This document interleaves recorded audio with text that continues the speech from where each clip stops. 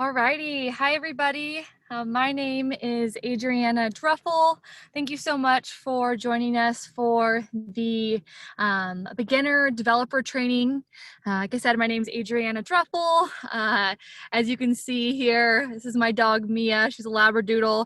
With everybody working from home, Amanda and I thought it would be awesome to add a little bit of home into this presentation. So again, Adriana Druffel. I serve the West Coast economic development clients. And I also have my colleague on the call as well. Yeah, hi everyone, Amanda Laporte here. I am the account manager for our East Coast economic development clients.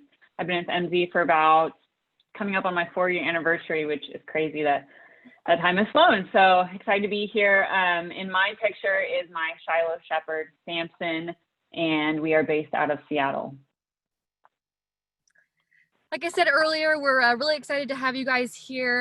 We're excited also to, in 2021, have all of you hopefully with us in Coeur d'Alene, Idaho. I know a lot of people are missing that this year. Coeur d'Alene's a pretty special place, but next year hoping to be together with all of you.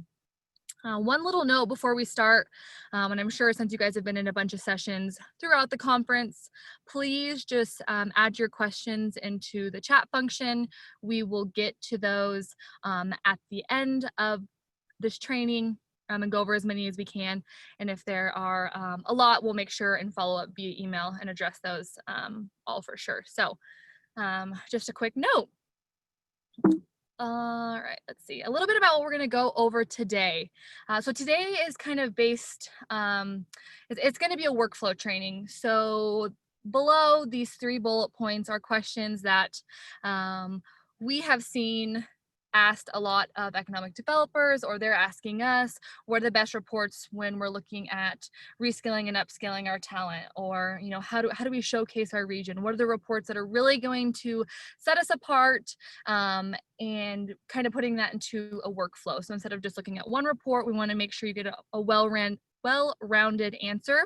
So we're going to be going through 3 different workflows today, and like I said, questions will be at the end. So please do ask any that you might have. Next out here, and we'll get into, alrighty, perfect. So let's see, I'm assuming everybody can see my developer homepage just fine. No, we're still looking at the slideshow or the PowerPoint. Let me stop sharing and then I'll reshare. Perfect. Good now? Yep, that's good. Okay, awesome. So since this is a beginner to developer, really getting equipped with developer, there's a few things I wanted to note for people that maybe have just started using the tool. So homepage. The biggest things I want to point out are our chat function down here on the right. We have members of our specific team, Amanda and I's team, staffing this from 6 a.m. to 4 p.m. Pacific Standard Time. Here to answer any questions you might have. We have people sending us paragraphs, others that do a quick question. Utilize that if you have any questions and you really just maybe don't know where to go with things. It's a great resource. Also, another great resource is this Knowledgebase. Knowledgebase is our Google search engine of all things Emsi. So if you want to know the methodology behind a number, or if you want to know when the last data run was updated, those sort of things, Knowledgebase is going to be a really great resource when it comes to having any questions that maybe you need kind of an in-depth answer to. I'm actually going to go into the Knowledgebase. So you can see here we have a bunch of different resources in the Knowledgebase. We have a glossary, again, looking at methodology. One of the main things I want to talk about is the report walkthrough. Recently, we added in a video guide. So the video guide is going to break down each report, and our data specialist really took the time to go through each report and explain what they might be used for, and just how to use them in general. So the report walkthrough is a new feature that we've added in that I just wanted to make note so you guys knew what was going on. Well, back to the homepage. The last thing on the homepage I want to make sure you're all aware of is down here we have our data run. So as all of you know, we update our data quarterly. The reason I wanted to point this out is because this most recent data run has really started to give the beginning of what the effect of COVID has really played on our economy. So we don't have the full, the full effect, but these numbers are starting to reflect what has been going on since March. So just keep an eye on that. Like I said, we update it quarterly. And so that's going to be a great resource as you're trying to track what's been going on with COVID. The data run is really important to pay attention to. All right, moving on. We're going to start the first walkthrough or workflow here. So the question that we often get asked is, what reports do we use to really showcase our region? How do we make ourselves stand out? When we're looking at attracting a business to our area, what's the best way to go about really seeing if we're a feasible option to attract a certain kind of business? So the first report what we're going to go into is this regional comparison table. The regional comparison table was added just a few months ago. We had the regional comparison report, which was great, but the really great thing about the table is that it's really easy to manipulate and has more data points that you can grab in here. So the story that I'm going to kind of brew up today and that we're going to help answer for this specific workflow is we're trying to attract a software publishing industry, a business in a software publisher industry to Salt Lake City. And so oftentimes when you're trying to attract a business, there's typically going to be a few other regions that you're going to be comparing yourself against you're comparing yourself against. And oftentimes you're going to have to compare yourself in a way to see, does this make sense for us to go for the same type of business? So we'll run the report. I have software publishers, and then I just grabbed a random occupation that fell under software publishers. You can add to this as well. This goes well beyond just 3 different regions to compare. But like I said, the nice thing is you can stack them right on top of each other and make sense of how you size up to other regions. So a few data points that are here that are going to be a lot of times questions you're going to be asked when you're wanting to showcase your region. You're going to look at things like, what are your average earnings? How many people do you have in your labor force? What's cost of living? Are you an expensive place to live? Can you afford to pay your people less? As most of you know, in this cost of living, 100 equals what the national average is. So if you're above it, then you're above the national average, obviously. And if you're below the national average. Also, some population figures are a lot of times questions you're going to be asked when you're showcasing your region. So these are pretty high level. How's our region doing as a whole? You can also toggle between region, industry, and occupation here on the top. So right now we're looking at the software publishing industry in these 3 regions. So Salt Lake's a pretty concentrated area for software publishers. The other 2 places, not so much. How many business locations are in those areas? Salt Lake's already doubled them. And same goes for jobs. You can also, like I said, go in this occupation tab as well and just see how this is just one specific occupation, but you can really break down as many as you want. Like I said, the nice thing is they all just size up right next to each other. Also in this add or remove columns tab, if you're wanting to get a better look at some of the data points we have, there is a ton, it's endless. So if there's a number or a data point that you feel you are not finding in the report when it pulls up, definitely take this add or remove columns, and you can look at any other data points you might want to add in there. So using this regional comparison table, we can see that Salt Lake's probably a good area that we could be attracting a software publishing company to. We have high earnings, low cost of living. It's already concentrated. You're probably going to have a lot of your supply chain in region if it's already a concentrated area. There's already similar businesses in the area. So we're going to go for it. We're going to say Salt Lake, this is a great area to recruit a software publishing company to. The next report we're going to go into is in the industry tab. And we're going to use this business case report. So now that we've identified that Salt Lake's a great area for software publishers, we're really going to break it down so when it comes to attracting the business, and they want to see how the industry is doing in our area. We can break it down for them really simply. So concentration, earnings, again, reiterating a lot of the data points that you're getting in the regional comparison tab, but putting it in a really nice layout here. Also, what's nice is that you can compare yourself to the nation. So you can see in Salt Lake, it's trending much higher than the nation. Another good reason to recruit them. This workforce availability map is going to identify some of the top occupations that make up the software publishing industry, and then you see if they're highly concentrated in your area or if you might need to recruit some people. Again, it's going to point out some of those occupations there. And then the last thing for this workflow that really is something to hone in on is your supply chain. So most of all the resources for this software publishing company, anyone in this industry, you're going to be able to get most of your resources right there in region. So that usually is a big deal when it comes to attracting a business. Showcasing your region is that, hey, you don't have to outsource for that much. You have about 80% of all you need here in our area. So those are the two reports that really we feel that there is a unique way to look at your region, how you're doing, and then also comparing yourself with other regions as well. I'm gonna stop sharing and I'm gonna let Amanda take over here. Awesome, thank you. Let me pull up my screen. Okay, what are you seeing? Is it good? Yep, you're good to go. Yeah, awesome.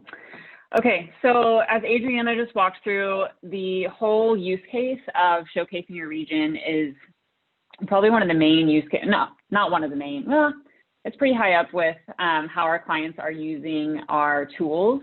But kind of another component of this is being able to showcase your region's workforce availability. So with that, I'm going to go into the industry section. And so kind of why we're starting here is in order to answer your end question of, do we have the available workforce? You need to understand what kind of staffing pattern and industry that you're trying to recruit has. So every region is unique with this.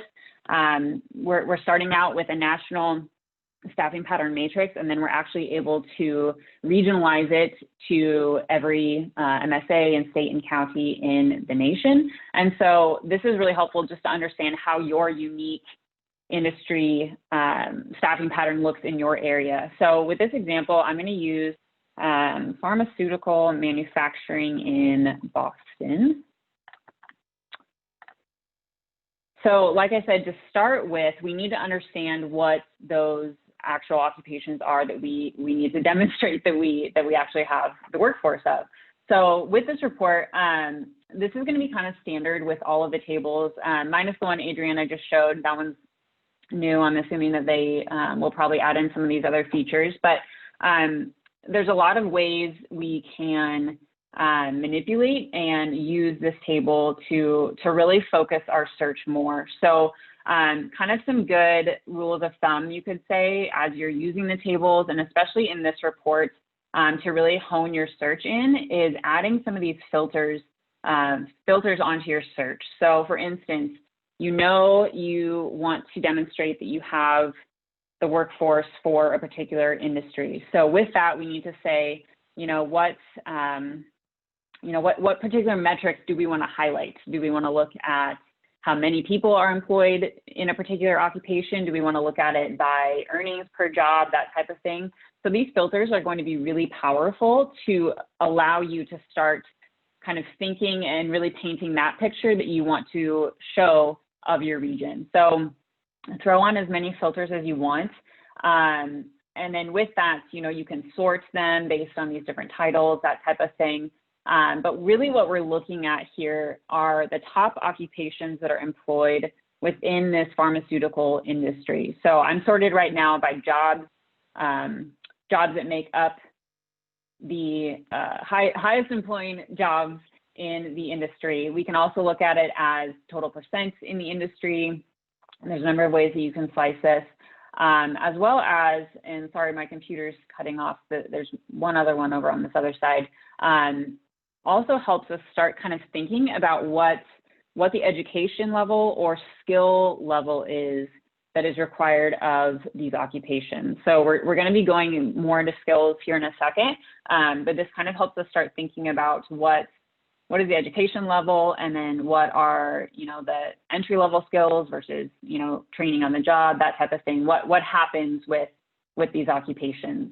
So I'm just going to grab, so when we start here, and everyone's going to have a different formula that they're looking at, or where they want to take this. I am just going to focus on this highest employed occupation within this industry. So sales representatives, et cetera, long title. We're just going to grab that one. And I'm going to hop out of industry and then go into occupation, since that is kind of where we're starting to focus our search now. And this will be hopefully easy for you all to remember, since it's titled Workforce Availability, that we want to focus on that. So we were using sales representatives in Boston. What does that look like? This report is going to give us a really detailed look at kind of the current outlook, current picture, I should say, of this occupation right now. So as we know, and as Adriana said, our data has now finally kind of caught up to the impacts of COVID. So we're going to see a lot of red whenever we're running these searches, that jobs have decreased. So that's not going to be much of a surprise to everyone. Adriana also talked about location quotient. So that's kind of what we're looking at here. And just a rule of thumb, if you are new to developer and location quotient, kind of a rule of thumb with this is anything that is greater than 1.2 is considered more concentrated than the national average. So as you can see with this example, they have a pretty decent concentration of sales representatives in the Boston MSA. So just think of that, keep that in your mind as you're searching, just as kind of a rule of thumb to know what you're looking at, really. We've got our median earnings a little higher here than the national average, and then the educational completions. So I'll just keep scrolling. This is going to paint a really nice picture of what this occupation looks like. With this earnings section, one question that we get asked frequently is, hey, do you have entry-level education, entry-level wage information within your tool? So we don't title it that, but this is basically what that is. So earning percentiles is a really good proxy of identifying what those entry-level or kind of more senior level wage information is. So 10 percentile is going to be your kind of base entry level, and then that 90th percentile is going to be more of those senior positions. So just kind of I thought I'd point that out because we do get asked that pretty frequently. So kind of a helpful little section there. Regional trends. So how is this occupation looking compared to the national average? As you can see, everywhere is declining with that. So we can see growth by county.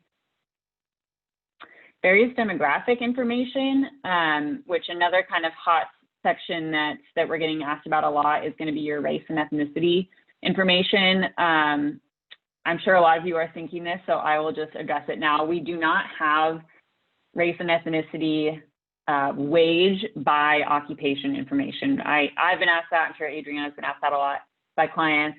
We don't get that specific yet. So what we see here is just purely in this occupation, what is the breakdown just by the workers. So hopefully we can get more specific with that. But in case that wheel has already been turning in your head, I thought I would address that.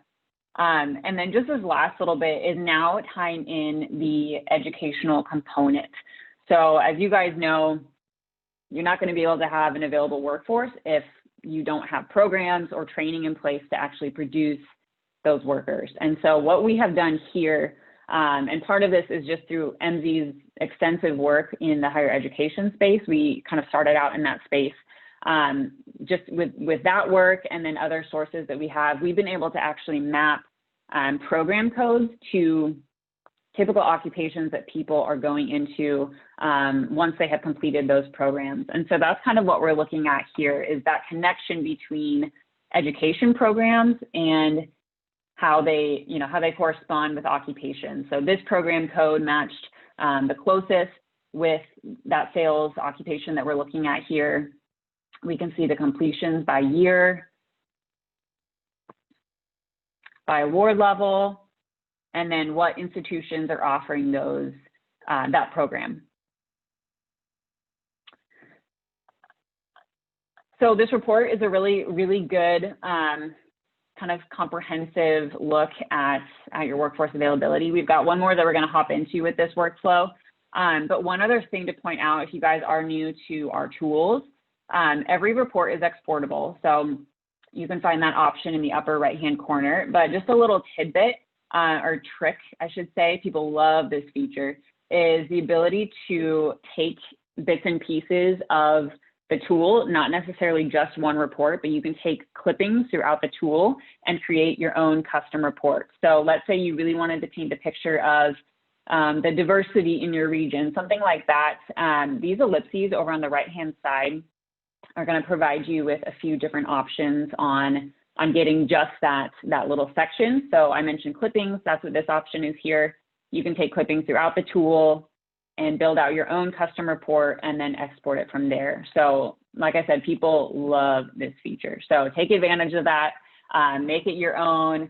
And kind of similarly, as you just saw too, you can just take images if you just want the picture, or if you just want to remove it entirely from your overall export, you can do that as well. So, and then like I said, upper right-hand corner is where we can export all of those. So before I move on from here, one thing I want to remember before we hop into the last report within this flow. So being able to showcase your available workforce, you know, sometimes it might not always be a high number. Maybe you're only getting a few hundred workers in an occupation. You want to be able to demonstrate to someone or an interested business or something that you can tap into a larger workforce. And so with that, I'm going to remember this kind of entry-level earning for this next bit. So $32 an hour. So using kind of that mindset of being able to tap into more workers, we're going to run into this talent supply by compensation. So we grabbed that $32 an hour. And you can see with this report, we can run it by the job title as well as the SSC code. We just added, I'm not going to remember off the top of my head, like 20,000 or some massive number of job titles that you can now search in the tool, which is really helpful. Businesses obviously don't always speak in SOC code. And so if you need to look at a specific job title, these are really helpful. So go ahead and use that if you need to. Otherwise, we'll just keep this SOC code in here for this search. So this is going to be a really good segue into the last workflow that we're going to go into. Kind of looking more at how occupations are similar based on their skill set. So kind of with that lens, we want to look at, you know, how many can we tap into at this particular dollar amount. So using that example I have at $32 an hour, we can tap into a little over 3,000 workers in the sales representative role in the Boston MSA. So exact match, we can get this many workers. But beyond that, this similar skill set, we can tap into 4,200 more workers that have a very close skill set, but maybe are just going to require a little bit of training that can also work at $32 an hour. The general skill set, you can see that is now exponentially larger of a talent pool. Very general skill sets. Again, they will need more training. And then just any skill set, anyone willing to work for $32 an hour that is probably going to require a bit of training to tap into, but you can see now how this talent pool grows. So to break this out, if this isn't quite kind of connecting in your mind, to break this out a bit more, we can scroll down a bit. This exact match is just going to be those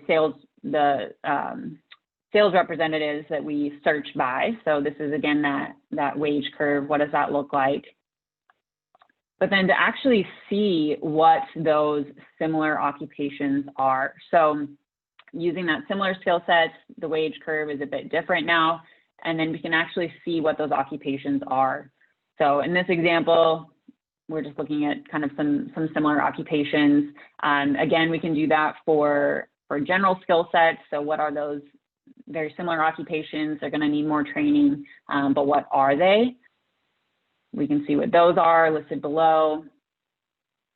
So this is a really good way to start thinking about who to target for reskilling and upskilling, which I'm getting ahead of myself because that's our next workflow. But if we go back to kind of our initial question of who is our available workforce, this helps us see that, you know, if your workforce number isn't as high as you would like to demonstrate to a particular industry or business looking at your region, with just a little bit more training, we can tap into this many more people, which that is kind of a use case I've walked through with clients, particularly with the Amazon HQ2 proposal. If you guys remember that a few years back, people were using this report to help kind of demonstrate that, you know we have this many workers, but with just more training, we can tap into a way larger number of workers to help bring that industry to our region. So hopefully that was helpful with that use case. We've got just one more workflow that we'll go through. Again, any questions you guys have, keep using the chat feature on the WOVA app or HOOVA app. I forget where we settled with how you call it. But yeah, with this last workflow, kind of with that same mindset of reskilling and upskilling, we have been kind of hammering this home with Emsi, with a lot of our research and webinars and that type of thing, really trying to understand how skills are playing a role in the current climate, especially now with COVID, how skills are almost more important than, an educational degree. So kind of using COVID as our example here, because so many people have been displaced, so many workers are out of jobs right now. We'll use flight attendants because they especially have been hit, with flights being canceled. And we're going to look at Atlanta this time. So the question we're answering with this is, what do we do with our displaced workers that are able and willing to work, but they can't continue to work in their job because they've been let go? What more upskilling, what more training do they need to be able to go back out in the workforce? Because there are jobs that are open right now. We just have to help people identify, what those jobs are and what kind of training are they going to need. So to start with that, we first have to understand, what are some of those open or compatible occupations that someone could transfer into based on a similar skill set. So we're in the skill transferability report here. High level overview, what does it look like? How much are they making an hour? What are the jobs like? Educational attainment. But then here is really where we start getting into the good stuff. What are those compatible occupations? So you can see here, these are kind of a far cry from flight attendants, lifeguards. Some of these are kind of, you might not picture, I should say. But what this report allows you to do is to see, based on the skill sets, how compatible are these occupations. So I'm just going to look at, we'll look at childcare workers, let's say. So a little tip for you guys, and this is going to be helpful, is this kind of hidden reports within this report. If we click on the compatibility index number, it's actually going to give us a really good side-by-side of these two occupations that help us really identify where the skill and knowledge gaps are between these two occupations. So using that kind of scenario, someone is a flight attendant, but they've been laid off, let's say. They want to become a childcare worker.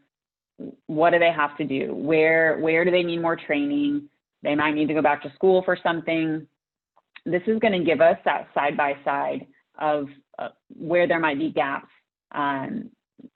wage gaps, so we can see, the earning percentiles there between the two. But then this is really where everyone always, oh, wow, because it gives us that knowledge and skill gap between the two.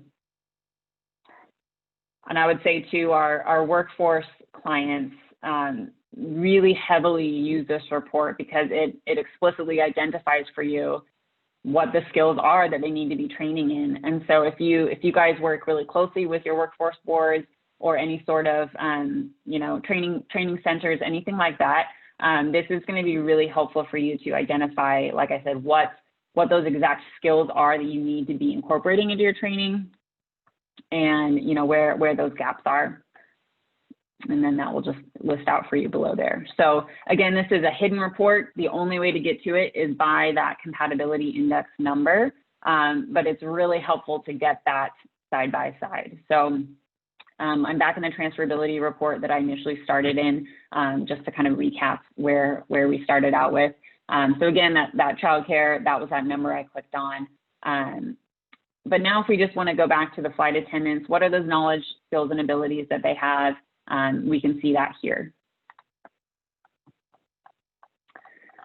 So then once we kind of have that idea of, you know, we have these displaced workers, we need to reskill and, you know, retrain them as a child care worker. We're going to use that example still.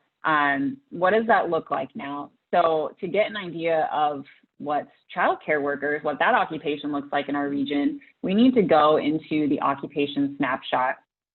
Anytime you see snapshot reports, these are going to be really deep dives into whatever section it is that we're looking at. We have industry snapshots, that type of thing. Obviously, we're looking at occupation right now, but this is going to give us a very complete picture of whatever the category is. So we want to reskill our flight attendants into child care workers.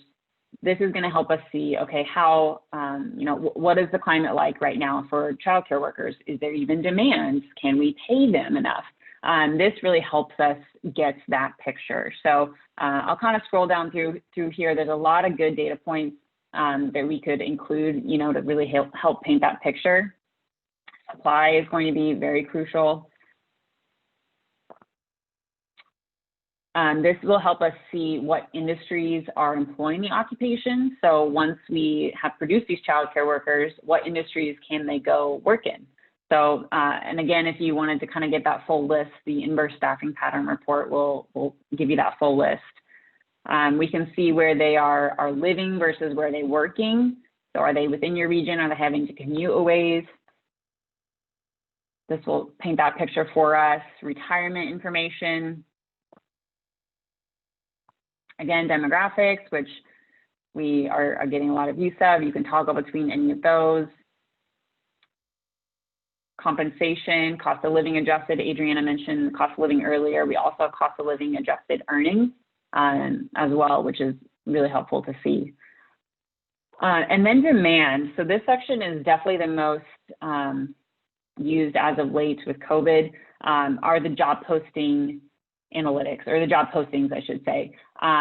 For those of you that have the full job posting module, that is an add-on to the subscription. Some of you might have it. If you don't, this will give you a lot of good information still using that data set. So looking at the demand, you can see who is competing for this talent,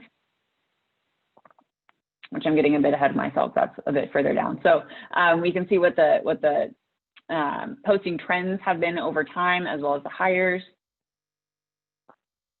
And then this is what I was talking about, what companies are posting, as well as the titles. And like I mentioned earlier, we added a ton of other new titles. You can see how specific they get. So if you wanted to get, you know, pet sitters, you can look that up now. And then lastly, it's going to go into the skills. So again, this is the job posting information. So what are the in-demand skills for this occupation? Looking at, you know, directly looking at the job posting. So that's what this dark blue is representing. Those are the number of postings that are requesting these skills. But then this lighter blue is representing the number of profiles, online social profiles, that people have said on their profile that they have these skills. And I said that really confusingly. Profiles is looking at our online social profile database that is self-reported, people who have created a profile online, think LinkedIn, those types of things, that list these types of skills on their profile. So this really helps you see that supply and demand gap between the demand of postings, which is the dark, and then the light represents the frequency in the profile. So you can see the supply. And then lastly is just the graduate pipeline, which we saw a little bit of this earlier. So again, so this is helpful to see what the current outlook is like for this occupation that we're trying to go into. And then, if you wanted to analyze it further, if you did have the full job posting module, you can very easily, I skipped over it, you can very easily just jump right into the job posting analytics, which has a ton of other metrics that you can, add filters to really assess the demand further. So again, the posting numbers, how intensely is this region trying to hire these occupations, that type of thing. So with that concludes the workflow portion of this.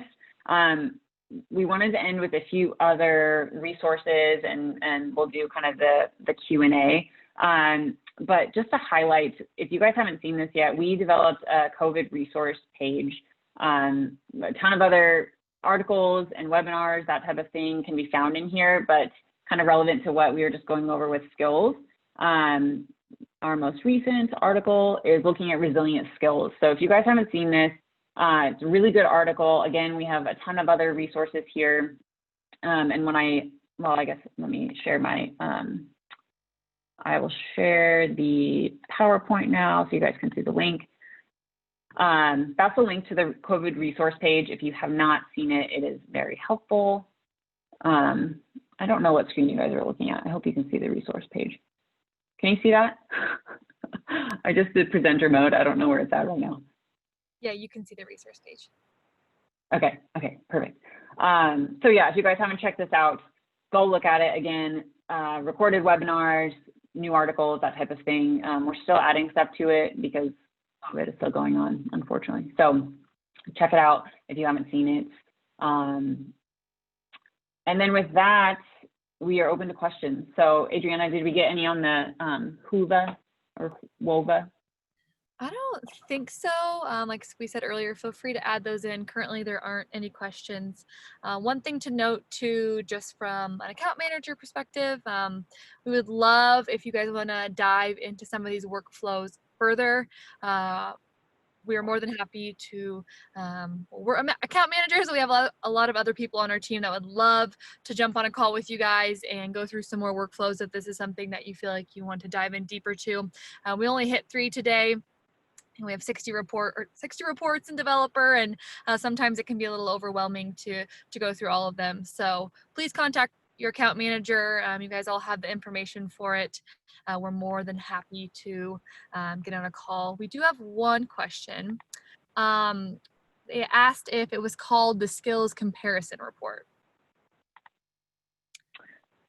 The one I was in is skills transferability in the occupation section.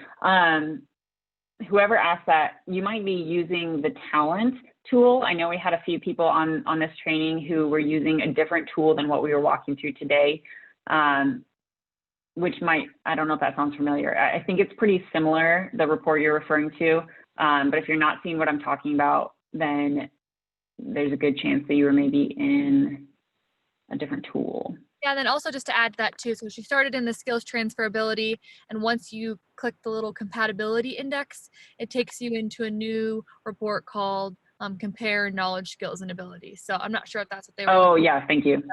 that might be what they're looking for. So yeah, once you click on, the only way to access that report is just to click on the actual compatibility index number, and that's where you should go. Perfect, yep, that's what they're thinking. Okay, perfect. There we go. Sorry, I was trying to reshare again. Yeah, what other questions do you guys have? That did not end up taking as much time as we thought, but we could definitely go through more workflows if you guys have specific use cases that you're running into right now. I know everyone on this call probably has kind of different skill levels, so feel free to drop any specific project questions that you guys are working through right now. Yeah, we're happy to walk through more. We got one more question to add the COVID resources page into the chat. I will do that right now, so you guys all have access to that. Okay, perfect.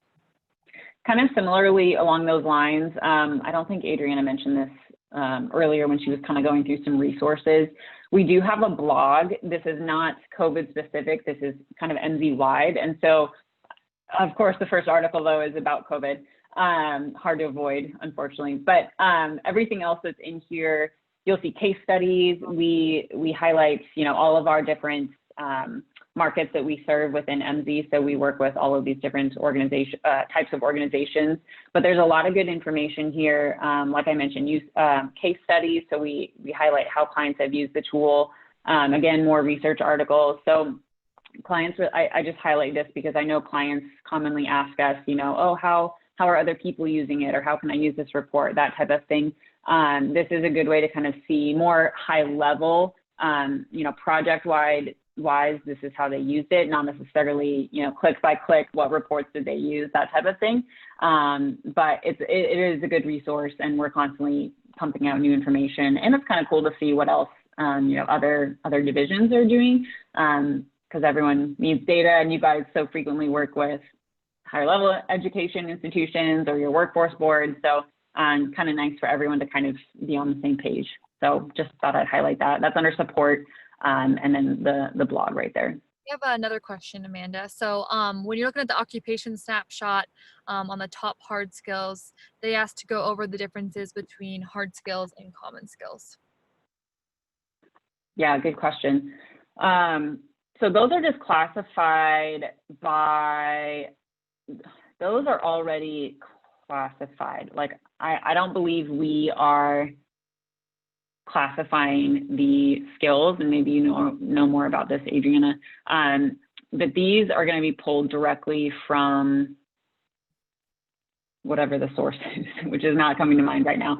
So MZ is not classifying what a hard or common skill is. These are kind of pre-classified, but as you can see, the hard skills are going to be more technical based versus the common is kind of more generic or broad. So do you know who asked that question, Adriana, or could you write that down that we could get more information? Yeah. Go ahead. Yeah, so Kat asked it, but she also added it too. She wanted to know particularly more about the frequency in job postings and the frequency in profiles.